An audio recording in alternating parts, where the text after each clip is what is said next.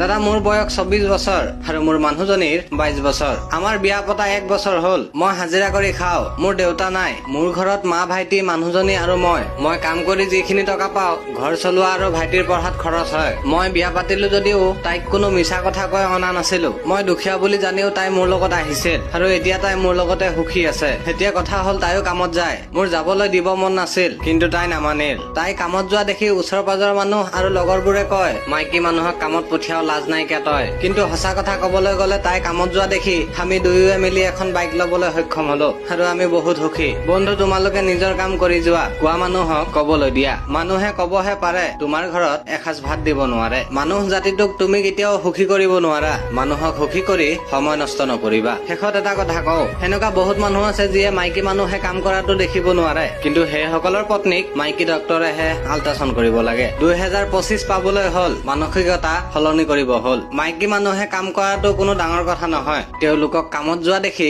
হাঁহি আৰু ঠাট্টা মৰাটো ভাল কথা নহয়। এটা কথা মনত ৰাখিবা, ছোৱালীসকলে অকল ঘৰখনেই নহয়, ইচ্ছা কৰিলে গোটেই পৃথিৱীখন সলনি কৰিব পাৰে। ধন্যবাদ।